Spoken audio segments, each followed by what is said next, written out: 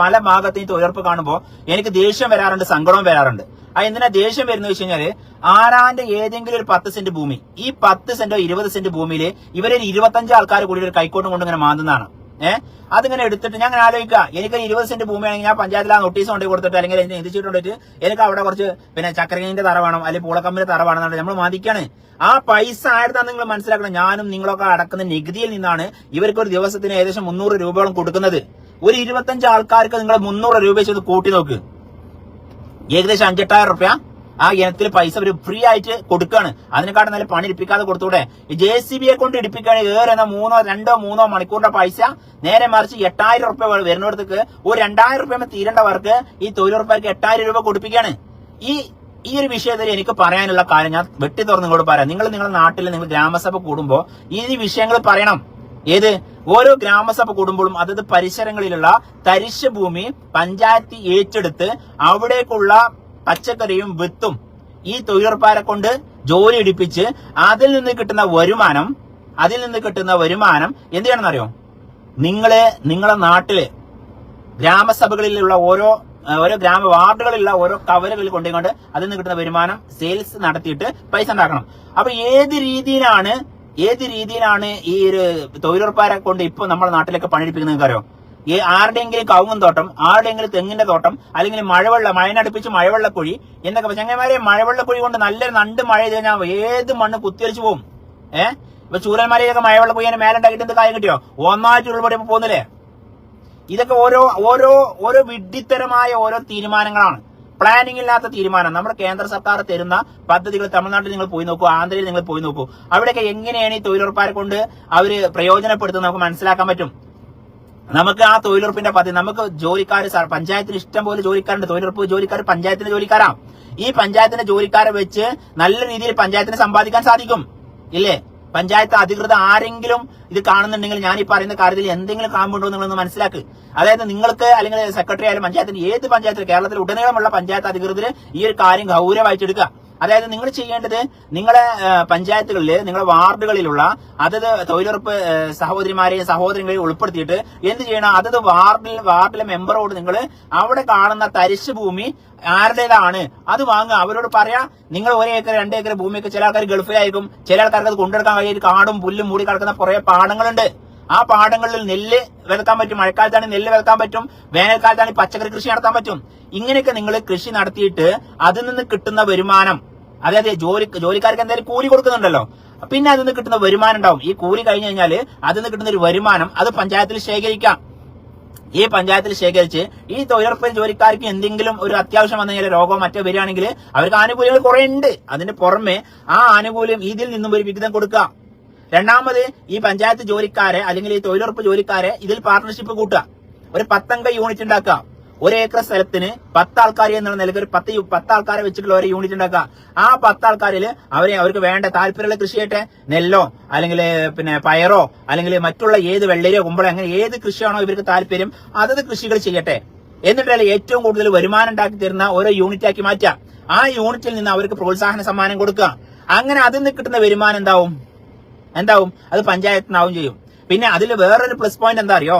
ഏറ്റവും പ്രയോജനം എന്താ വെച്ചാൽ നമുക്ക് നല്ല പച്ചക്കറികൾ കഴിക്കാൻ പറ്റും. പിന്നെ പഞ്ചായത്തിന് വേറെ രീതിയിലും ഇത് ഉപകരിക്കാൻ പറ്റും. ഈ കുടുംബശ്രീ ചന്ത അല്ലെങ്കിൽ തൊഴിലുറപ്പ് ചന്ത എന്നിട്ട് തൊഴിലുറപ്പ് ചന്ത ആക്കിയിടാ. ഈ തൊഴിലുറപ്പ് ചന്ത ഓരോ ആഴ്ചകളിലും ഓരോ വാർഡിൽ നടത്തുക. ഈ ആഴ്ച ഈ വാർഡിലാണെങ്കിൽ ഒരു 5-ാം വാർഡിലാണെങ്കിൽ പിറ്റത്തെ ആഴ്ച 4-ാം വാർഡിൽ, അങ്ങനെ ഓരോ വാർഡുകളിലും ഈ ചന്ത നടത്തി കഴിഞ്ഞാൽ പച്ചക്കറിയും ചെറിയ വിലക്ക് കൊടുക്കാനും പറ്റും, വിഷങ്ങളില്ലാത്ത പച്ചക്കറി നമുക്ക് കഴിക്കാനും പറ്റും, നമുക്ക് സുഖസുന്ദരമായിട്ട് ജീവിക്കാനും പറ്റും, നമ്മുടെ സഹോദരിമാർക്ക് നല്ലൊരു വരുമാനം കിട്ടുമെന്ന്. ഇങ്ങനെയൊക്കെ ഉപയോഗിക്കുന്ന ഈ തൊഴിലുറപ്പിനെ കൊണ്ടുപോയിട്ട് ആരാന്റെ വളപ്പിലെ 10 സെന്റ് ഭൂമിയും 20 സെന്റ് ഭൂമിയും കക്കൂസും കുഴി അല്ലെങ്കിൽ കിണറ് അല്ലെങ്കിൽ തേങ്ങ മാങ്ങ ഇങ്ങനെയോ തേങ്ങാപ്പുണ്ടാക്കി നടക്കണോ? ഇത് എല്ലാവർക്കും ഉപകരിക്കണ്ടേ? തൊഴിലുറപ്പ് എന്ന് പറഞ്ഞു കഴിഞ്ഞാല് പൊതുജനങ്ങളുടെ ടാക്സ് അല്ലേ?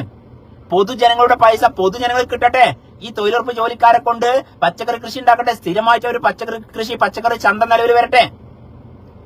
അപ്പൊ പച്ചക്കറി ചന്ത നിലവിൽ വന്നു കഴിഞ്ഞാൽ ഇത് പൊതുജനങ്ങളെ കേന്ദ്ര സർക്കാർ തരുന്ന ഈ ഫണ്ട് പൊതുജനങ്ങളുടെ ടാക്സ് ആണ്, പൊതുജനങ്ങളുടെ നികുതിയാണ്. ഈ പൊതുജനങ്ങളുടെ നികുതിയിൽ നിന്ന്, ഈ പൊതുജനങ്ങളുടെ പൈസയിൽ നിന്ന് പൊതുവായിട്ടുള്ള കൃഷി നടത്തിയിട്ട് അതിൽ നിന്ന് കിട്ടുന്ന പച്ചക്കറി പൊതുജനങ്ങൾ സുഖസുന്ദരമായിട്ട് കഴിക്കട്ടെ. അപ്പൊ നമുക്ക് എല്ലാവർക്കും അവരുടെ ആദരവും സ്നേഹവും ഉണ്ടാവും. മാർക്കറ്റ് വിപണിയിൽ തക്കാളിക്കോ അല്ലെങ്കിൽ പച്ചക്കറിക്ക് പയറിന് 60 രൂപയാണെങ്കിൽ ഈ തൊഴിലുറപ്പ് കർഷകരുടെ പയറിന് 50 രൂപക്ക് കൊടുക്കാം. എവിടെയായിരിക്കും പെട്ടെന്ന് സെയിലിംഗ് നടക്കുക? അപ്പൊ എന്തേ, നമുക്ക് ഈ വിപണിയെ പിടിച്ചു നിർത്താനും സാധിക്കും, നമുക്ക് നല്ല പച്ചക്കറിയും കഴിക്കാനും സാധിക്കും. ഇങ്ങനെയൊക്കെ പുതിയ ആശയത്തിൽ കൊണ്ടുവരാതെ ആരാന്റെ കവുങ്ങും തോട്ടം, തെങ്ങും തോട്ടം, അതുപോലെ കപ്പൂസും കുഴിയും, അതുപോലെ വേസ്റ്റും കുഴിയും, മഴവെള്ളക്കുഴിയും, കിണറും തേങ്ങാമുണ്ടാക്കി കൊടുത്തിട്ട് ഈ ജനങ്ങൾക്ക് ഈ പൊതു ഖജനാവിലെ ഈ പൈസ കൊണ്ട് ഏതെങ്കിലും ഒരു വ്യക്തിക്ക് ഗുണം കിട്ടിയോണ്ട് ഞങ്ങൾക്ക് എന്താ കാര്യം? ഈ പൊതു ഖജനാവിലെ പൈസ പൊതുജനങ്ങൾക്ക് ഉപകരിക്കണ്ടേ? തൊഴിലുറപ്പ് ആ രീതിയിൽ ഉപയോഗിച്ചൂടെ? ഇത്രയും കാലമായിട്ട് അതിന്റെ പ്ലാൻ നടത്തിയിട്ടുണ്ടോ? ഞാൻ പല ഭാഗത്തും കണ്ടിട്ടുണ്ട്. പിന്നെ ചെറിയ കുട്ടികളെ താരാട്ടാന് ചെറിയ കുട്ടികളുണ്ടെങ്കിൽ ആ കുട്ടീനെ നോക്കാൻ ഒരാള് ഈ തൊഴിലുറപ്പിന്റെ ഒരു സ്ത്രീ വരികയാണെങ്കിൽ ആ സ്ത്രീ കുറച്ചേരം കുട്ടീന്റെ അടുത്തുണ്ടാവും. അപ്പൊ ആ സ്ത്രീ ജോലി ചെയ്യുകയാണെങ്കിൽ ആ കുട്ടീന്റെ അടുത്ത് വേറൊരാളുണ്ടാവും. ഇപ്പൊ ഇതിനൊക്കെ മീറ്റർ ആർതാണ്? ഈ കേന്ദ്ര സർക്കാർ കൊടുക്കുന്ന 300 രൂപ 400 രൂപ ഇവർക്കും കിട്ടുന്നുണ്ട്. കുട്ടിനെ നോക്കാൻ കൂട്ടിരിപ്പിന് ഒരാള് എന്ന് വരെ അതിൽ പദ്ധതിയിലുണ്ട്. ആയിക്കോട്ടെ, പക്ഷെ ജോലി ചെയ്യുന്നത് ആർക്കാണെന്നറിയോ? പൊതു വ്യക്തിക്കല്ല. തൊഴിലുറപ്പാരെ വെച്ചിട്ട് നിങ്ങൾ ജോലി ചെയ്യുന്ന ഒരു വ്യക്തിക്കാണ്. പേഴ്സണലായിട്ട് അവര് മറ്റൊരാളെ കൊണ്ട് ജോലി ചെയ്യിപ്പിക്കേണ്ട പാടത്തും പറമ്പിലും നിങ്ങൾ സർക്കാരിന്റെ പൈസ കൊണ്ട് ജോലി ചെയ്യിപ്പിക്കുകയാണ്. ഇത് റോങ് അല്ലേ? ഇതിനെന്തുകൊണ്ട് കേരളം പ്രതികരിക്കുന്നില്ല? ഞാൻ ഇനി തെളിവ് സഹിതം തരാം. നിങ്ങൾക്ക് തരണ്ട്. അതുപോലെ തന്നെ വേറൊരു ദൂർത്തുണ്ട്. എന്താ ദൂർത്ത് ഞാൻ പറഞ്ഞോ? അതിന്റെ കണക്ക് ഞാൻ പറഞ്ഞുതരാം. അതായത് ഇപ്പോ മഴക്കാലം കഴിഞ്ഞു, ഇനി വേനലാണ്. കൊടും വേനലാകുമ്പോ ഫെബ്രുവരി മാർച്ചില് പുഴയും തോടൊക്കെ ഇവർ കെട്ടി നിർത്തും.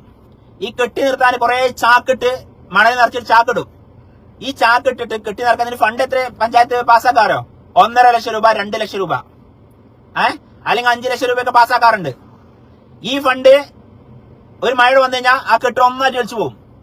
ഞാൻ ചോദിക്കട്ടെ, എന്തുകൊണ്ട് സ്ഥിരമായിട്ടൊരു പദ്ധതി നിങ്ങൾ ചെയ്യുന്നില്ല? ഈ 2 ലക്ഷം മതി. ഈ 2 ലക്ഷം കൊണ്ട് എത്ര നീളത്തിലോ എത്ര ഉയരത്തിലാണോ നിങ്ങൾക്ക് സ്ഥിരമായിട്ടൊരു ബണ്ട് കെട്ടാൻ പറ്റുക, ആ രീതിയിൽ കെട്ടിക്കൂടെ?